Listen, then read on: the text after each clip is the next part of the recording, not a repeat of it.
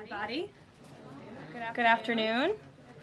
Happy Monday. Happy St. Patrick's Day. I see a lot of us are very festive in our green. Peter Ducey, I like it. First today, I want to address the devastating tornadoes and storms that have impacted many states throughout the South and the Midwest. As of this morning, more than 40 innocent lives have been lost, and many communities have been totally destroyed.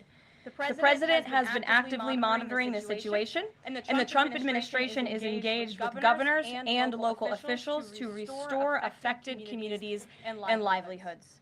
Everyone impacted is in our prayers, and President Trump is fully prepared to assist state and local officials as they recover from the horrific damage. The President has had a very busy weekend, making our country and the world a much safer place. President Trump ordered decisive military action against the Houthi terrorists in Yemen.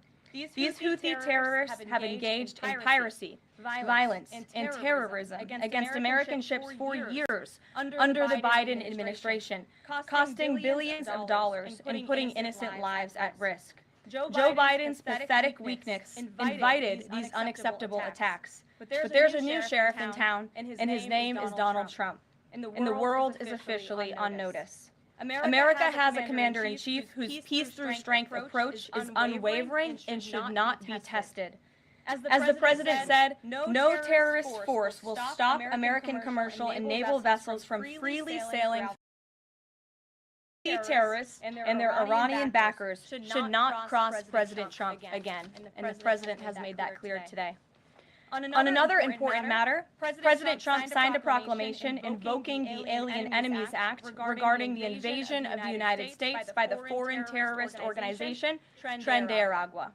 At the President's direction, the Department of Homeland Security carried out a counterterrorism operation deporting nearly 200 violent Tren de Aragua terrorists, which will and removed to El Salvador, where they will no longer be able to pose any threats to the American public.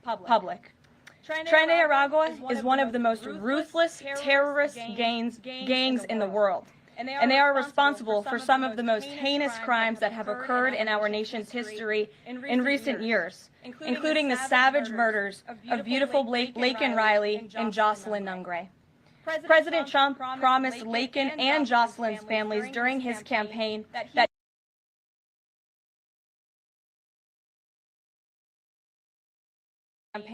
that he would demand justice for their beautiful girls, and that's exactly what he did. As the President acknowledged during his inaugural address on January 20th, he pledged to invoke this act, and he has no higher responsibility than to defend our country from threats and invasion. Will continue his historic efforts to seal the border and prevent these illegal invaders from coming here in the first place. As the New York Times is acknowledged over the weekend, President Trump's policies are working. Here's how the Times summed it up. Illegal crossings at the U.S.-Mexico border are down to their lowest level in decades. Once crowded migrant shelters are empty.